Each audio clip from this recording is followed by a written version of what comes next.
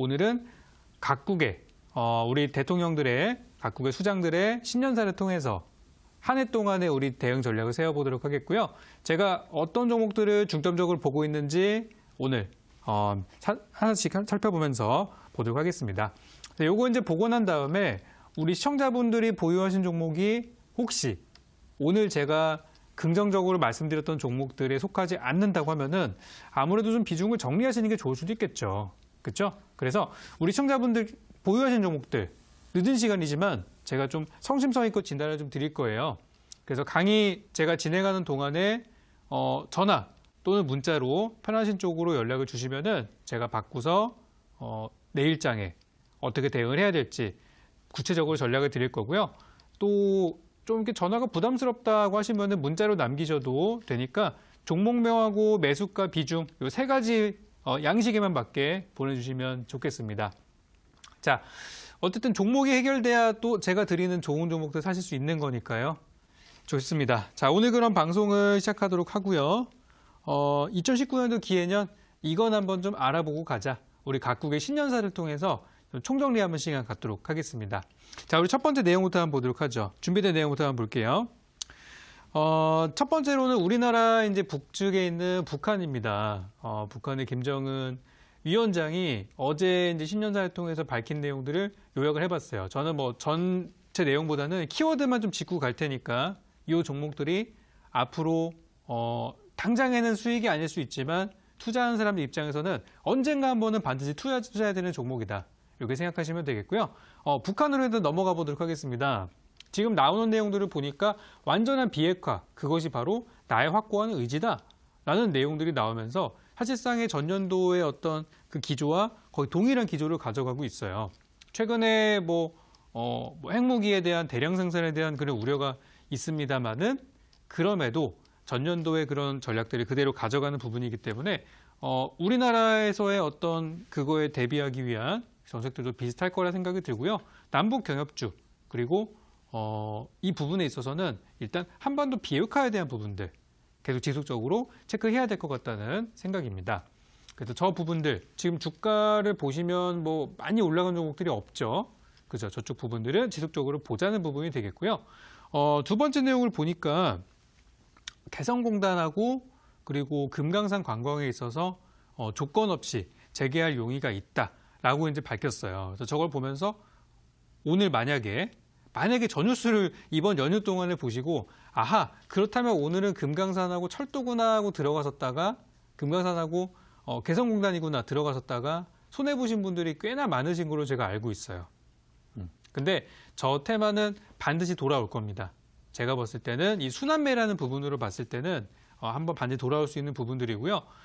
작년에 비해서 꽤 많은 부분들이 이제 긍정적인 신호들이 이제 보여지고 있기 때문에 저 분야는 나중에 시간이 조금 더 지난 다음에 김정은 답방 얘기 나오고 할 때 있죠. 그럴 때라든지 조금 더 시간이 저는 필요한 것 같아요. 왜냐면 이번 연말에 개인 투자자분들이 또 남북 경협주에 또 많이 들어간 걸 제가 확인했거든요. 그래서 지금은 조금 쉬었다 가는 구간이 아닌가라는 생각이 들고요. 조만간 우리 투자자분들이 다른 테마에 눈이 팔려서 1월달 한 초중순에 우리 투자자분들이 눈 팔릴만한 이벤트들이 굉장히 많거든요. 그쪽으로 사람들의 시선이 이동했을 때 그때 한번 저가에 저는 담아보는 전략이 필요하다 생각을 하고요. 북한이 마음대로 개성공단을 열겠다, 금강산을 오픈하겠다라고 하는 것은 현실적으로 불가능한 부분들이 있어서 이제 미국의 제재나 유엔 대북 제재 같은 것들도 우리가 계속 모니터링을 하면서 대응을 좀 해야 될 것 같아요. 그래서 저는 악재의 사자라는 전략을 드리도록 하겠습니다. 악재의 사자, 밀릴 때 사자. 또 제가 음봉에 많이 사는 것도 아시죠? 악재 나오고 음봉 나올 때 매수하는 또 그런 거 좋아하는 사람이니까 그때 한번 다시 살펴보는 걸로 하고요. 지금 얘기 나왔다고 바로 들어가시는 분들은 분명히 손해라고 말씀을 드렸어요. 자, 다음 내용 보겠습니다. 조금 더 보니까 미국의 트럼프와 같이 한번 협상을 할 그런 의향이 있다. 다시 마주 앉을 준비가 되어 있다라고 이야기를 했었는데요. 이런 얘기를 또 했어요. 만약에 인내심을 강요할 경우에는 새로운 길을 모색하겠다. 이것은 협박이죠. 그죠? 협박하면서 또 길을 열어주고 있는 그런 이제 모습들을 보여줬는데 트럼프가 또 어제 화답을 좀 해주었습니다. 바로 만나고 싶다. 라고도 이제 화답을 하면서 지금 이제 북미 관계 역시도 지금 어쨌든 그동안 좀 정체기가 좀 있었잖아요. 그 부분들이 서서히 좀 풀려가는 그런 이제 부분으로 이해하시면 될 것 같아요. 그래서 분위기가 좋아질 때는 일단 관련주의 흐름을 보고서 주가가 많이 빠져 있을 때 조정받을 때 사는 거 잊지 마시고 지금은 조정을 조금 더 기다려야 되는 상황이다라고 이제 보시면 되겠습니다. 거기다가 또 우리 남측으로 보낸 연말 또 친서라는 부분들도 있기 때문에 앞으로 북한 관련돼서 아직까지는 저는 많은 내용들이 기다리고 있을 거라 생각하고요. 조금은 장기적인 포지션을 보시면 좋을 것 같아요. 자, 이렇게 해서 북한에 대해서 한번 알아봤고요. 몇 가지 키워드를 우리가 얻을 수가 있었어요. 자, 그러면 우리 옆 나라로 한번 가보도록 하겠습니다. 중국을 한번 가볼까요?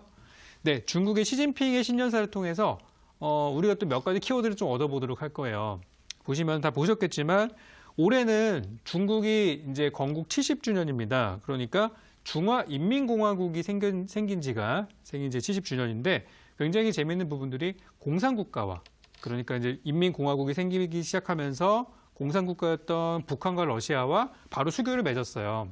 그렇기 때문에 지금 중국과 북한, 북중 관계와 북한과 러시아, 중국과 러시아로 정정하겠습니다. 중국과 러시아 이 중러 관계는 올해가 70주년이 되는 해기 때문에 많은 이벤트들이 있을 수 있어요. 그러니까 동아시아의 새로운 흐름들이 중국을 중점으로 돌아갈 수 있다는 거를 염두를 해두어야 합니다. 우리나라도 어떤 광복 몇십 주년 이런 때는 항상 좀 이벤트들이 많이 있잖아요. 그런 개념으로 보시면 될 것 같아요. 근데 이번에 중국의 시진핑의 신년사를 제가 곰곰이 보면서 이런 말들이 있더라고요. 보시면은 자력갱생, 고군분투 이런 것들을 보면서 미국과의 그런 무역 전쟁이라는 게 이게 쉽게 끝나지는 않겠구나. 한번 싸워보겠구나. 근데 이런 부분들을 우리가 확인할 수 있었고요. 올해 이제 경제 성장률 자체가 원래 이제 6.5% 정도를 예상했다가 6점 초반대. 그럼에도 불구하고 우리나라보다는 3배씩 성장하는 나라입니다. 굉장한 나라거든요.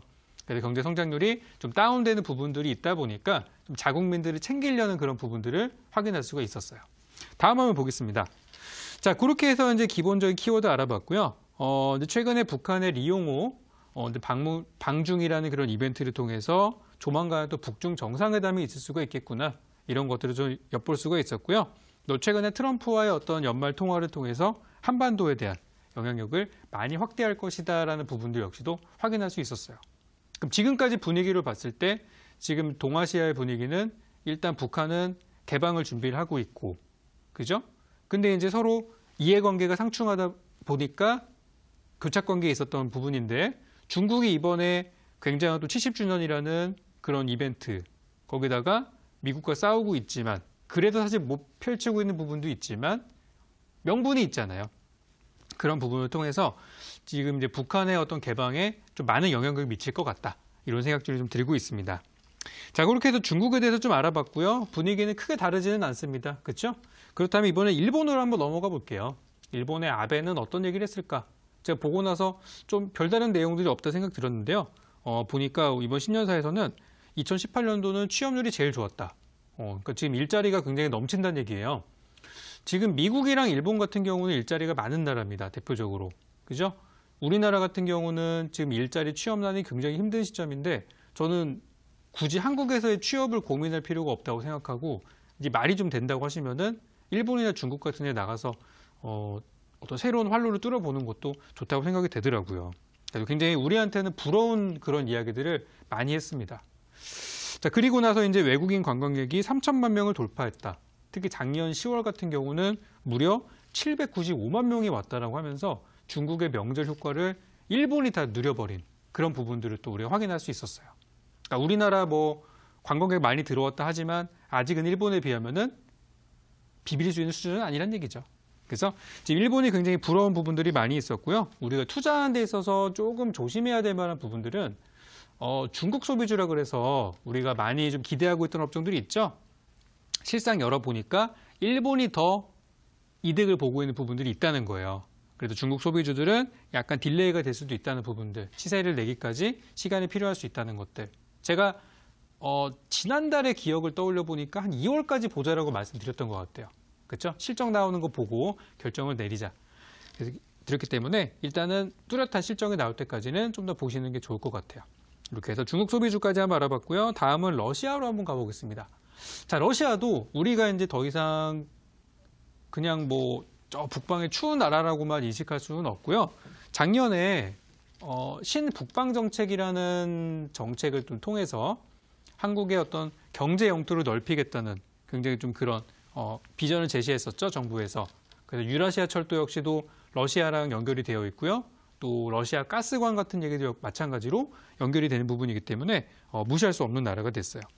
그래서 이번에 푸틴은 우리 주변국들에 친서를 보내가지고 각각의 이제 이야기들을 많이 해줬어요. 한국과 미국, 중국, 일본 같은 그런 이제 북한을 중심으로 한 나라들의 친서를 좀 보내놨고요. 그 중에서 내용들이 몇 가지 보니까 2019년도에는 트럼프와 대화를 원한다. 그러니까 어떤 그런 또 평화 무드가 또 이제 진행되는 것으로 확인될 수 있었고요. 그리고 중국과 러시아와의 수교가 70주년이다라는 부분들 역시 아까 확인할 수 있었죠. 그래서 많은 교류가 있겠구나라는 것도 우리가 볼 수 있었어요. 그러니까 지금 이제 전체적인 흐름을 보면은 러시아와 중국이나 이런 나라들은 사실 지금 되게 좋은 것들이 많아요.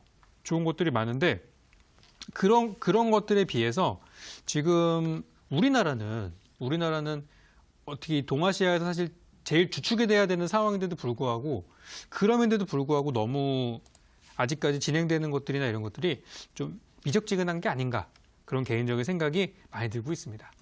어쨌든 그런 부분들 러시아를 통해서 우리가 확인할 수 있었고요. 다음으로는 독일을 한번 가볼게요.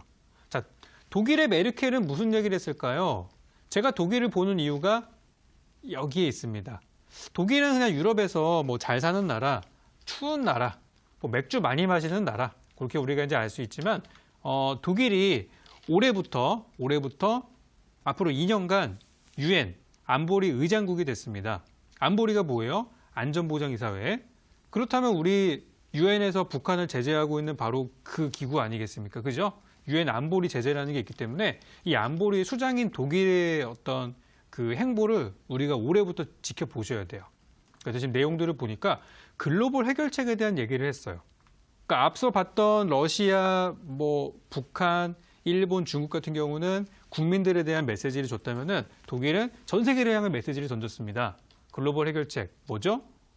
뭐 기후 변화, 그리고 난민 대책, 테러와 전쟁 같은 것들을 선포하면서 얼마 전에 우리 트럼프가 얘기했었던 이제는 더 이상 전 세계 경찰 국가에서 발을 빼가지고 우리도 이제 국익을 위해서 살겠다라고 한 것과는 반대되는 개념의 그런 코멘트를 좀 했었습니다. 그래서 미국을 대신한 새로운 경찰 국가가 될 것인가? 뭐 경제적인 부분이나 그런 걸 봤을 때는 아직은 미국이랑 싸울 정도는 아닌 것 같은데 일단 한번 행보를 앞으로 지켜봐야 될 것 같아요. 자, 마지막입니다. 마지막으로 우리나라의 우리 대한민국 우리 문재인 대통령의 신년사를 봐야겠죠. 자, 우리 공개 방송 오신 분들은 아실 거예요. 제가 1월 1일 날 굉장히 따끈따끈한 소식을 가지고 방송을 진행을 했는데요. 문 대통령의 신년사를 보고 나서 개인적으로 실망을 굉장히 많이 했습니다. 왜 그랬냐면은 가장 첫 번째로 공개됐던 신년사에서는 한반도 비핵화에 대한 내용과 복지에 대한 내용들을 굉장히 두루뭉실하게 얘기한 거를 제외하고서는 아무런 내용이 없었어요. 그래서 올해 경제적인 부분들이 있으면 좋겠다라고 생각을 했었는데 아니나 다를까 오늘 아침에 이제 신년회를 개최를 하면서 각 기업들의 수장을 데리고서 거기에서 이제 경제적인 비전을 제시를 했습니다. 그래서 그 부분들을 제가 주요 키워드들만 한번 모아봤는데요. 첫 번째로는 우리나라의 경제 상황이 그렇게 나쁘지는 않다는 부분들 확인할 수 있었어요. 뭐였죠? 사상 최초로 우리나라 수출이 6천억 달러를 돌파했다고 하는 부분이고요. 국민소득이 3만 달러 시대라고 하는 부분들을 확인할 수 있었어요. 근데 중요한 거는 뭐예요? 저렇게 잘 나가고 있는데 우리는 왜 이렇게 힘들지? 바로 그겁니다. 바로 지금 우리나라 경제 위기는 기업들은 잘하고 있어요. 대기업들은 돈 많이 벌고 있습니다. 중요한 거는 양극화라는 거예요. 소득이 양극화이기 때문에 이 빈부의 격차가 문제라는 것들을 문 대통령님도 정확하게 알고 있었어요. 그래서 그 부분에 대한 지적이 있었었고요. 그러면 우리나라 경제를 살릴 수 있는 기업들은 지금 괜찮다는 얘기예요. 투자해도 된다는 얘기입니다.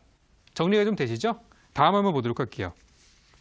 다음으로는 우리가 이제 주요 키워드들 중에서 4차 산업혁명이라는 말을 굉장히 주목하는 거를 우리가 또 볼 수 있었습니다. 4차 산업혁명이라는 말 우리나라에서 만든 말이지만 전 세계적으로 활용이 되고 있는 부분이고요. 4차 산업혁명이라는 말을 사실 작년에 2017년도 겨울에 2018년도를 대비해서 이미 코멘트를 주었습니다만 실질적으로 1년간의 흐름을 보니까 투자, 규제 완화라는 부분에 있어서는 사실상은 낙제점을 받았어요. 그래서 올해는 직접적으로 어디에다 투자하겠다는 계획을 밝히게 됐고요. 그중에 첫 번째가 스마트 공장을 3만 개를 만들겠다. 스마트 산업단지 및 스마트 시티를 하겠다라고 하면서 오늘 이 스마트 시티에서 가장 중요한 부분이었던 5G 관련주들이 일제히 올라가는 효과를 볼 수 있었습니다. 괜히 올라간 게 아니에요. 이런 재료가 있었기 때문에 올라갔던 거예요. 그리고 조금 더 구체적으로 본다면은 데이터, 인공지능, 수소경제, 요즘 수소차 핫하죠. 수소경제, 자율주행차까지. 그리고 이걸 통해서 최종적으로 뭐예요? 일자리까지 내놓겠다라고 하는 이런 큰 그림을 우리가 확인할 수 있었어요. 거기다가 우리가 제일 기대하던 거. 바로 기업들이 투자하기 좋은 환경을 만들어주겠다. 바로 각종 규제 완화에 대한 기대감들을 슬며시 내비쳤습니다. 마지막으로는 한반도 신경제를 구상하겠다는 얘기를 하면서 직접적으로 유라시아 철도를 언급을 했어요. 그러니까 이제 두루뭉실하게 우리가 알고 있던 부분에서 직접적으로 내뱉은 부분에 있어서는 현실이 되는 만큼 지금 이제 수소차 최근에 대통령 언급하고 나서 많이 올라갔던 거 기억하시죠? 그래서 이번에도 4차 산업혁명에 대한 부분들 그리고 유라시아 철도에 대한 부분들 잘 보셔야 될 것 같아요. 그리고 마지막으로 이주열 한국은행 총재의 신년사를 통해서도 또 비슷한 내용들을 알아볼 수 있었는데요. 이쪽에서는 아무래도 4차 산업혁명에 대한 관련 강조를 하면서 핀테크에 대한 부분들, 다양한 지급 서비스에 대한 활성화 그런 것들을 기대한다, 지원하겠다라고 밝혔고요. 전체적인 경제 방향에 대해서는 지나친 비관은 바람직하지는 않지만 경각심을 가져라라고 이게 참 좋은 것도 나쁜 것도 아닌 얘기를 했었는데요. 제가 볼 때는 좀 부정적인 이야기들을 많이 하고 있습니다. 하지만 우리는 팩트만 볼 필요가 있어요. 팩트는 뭐죠? 현재 우리나라 기업들 수출 위주의 국가인데 이번에 수출을 아주 잘했다라는 부분들이 이제 팩트이기 때문에 여러분들이 거기에 조금 더 포커스를 맞추시고 주식 투자하는 거에 있어서 좀 자신감을 가지시고 가끔은 여러분들이 투자한 종목에 있어서 조금 종목을 믿어보시는 것도 저는 좋다고 생각해요. 여러분들 이번에 1월 달이 시작이 되면서 제가 가장 먼저 조심해야 될 부분에 대해서 말씀드렸어요. 바로 상장 폐지라는 부분들을 조심해야 한다고 정말 수차례 말씀드렸습니다. 그렇죠? 상장 폐지 왜 조심해야 돼요? 나중에 적립매매 들어가면은 10,000원짜리 주식이 100원 가 있고요. 5,000원짜리 주식이 200원 가 있고 막 50원 가 있고 그래요. 이게 상장 폐지의 두려운 부분입니다. 만약에 최종적으로 안 좋은 결과가 나왔을 때 내 계좌는 그 종목에 있어서는 마이너스 90% 이상의 손실을 볼 수 있기 때문에 사실상 거의 없다라고 볼 수 있는 거죠. 휴지가 되기 때문에 상장 폐지를 조심하자라는 말씀을 드렸어요. 그러면 우리는 이렇게 방향을 잡으시면 돼요. 지금은 상장 폐지 위험이 있는 종목들을 일단 물량을 좀 빼고 제가 잡초 뽑자는 말씀 진짜 많이 드렸어요. 저도 작년 마지막 거래일 날 잡초 다 뽑았습니다. 지금은 이쁜 것들만 들고 있단 말이에요. 여러분들 계좌에도 이쁜 꽃밭을 가꾸기 위해서 좀 상장 폐지 위험한 것들은 좀 더 가져갈까라는 그런 것보다는 일단 정리하고 안전한 부분으로 들어가셔야 됩니다. 그 부분이 뭐냐면 바로 정부의 정책이에요. 오늘 제가 각국의 신년사와 우리나라 정부의 정책을 통해서 대부분 저는 그림을 좀 그려봤어요. 큰 플랜을 짤 수 있었어요. 여기에 관련된 종목들이 언젠가 여러분들이 투자를 하셔야 되는 종목들이고 이쪽에 들어가는 것이 불확실한 그런 시장에서 그나마 확실한 이슈로 보시면 되는 부분이기 때문에 종목들이 뭐 그렇다고 올라가는 거 잡으시는 얘기는 아니에요. 어차피 재료는 있기 때문에 이 종목들이 조정받고 투자자분들이 관심 가지 않을 때 보시라는 얘기로 이렇게 총 정리를 오늘 해드렸습니다.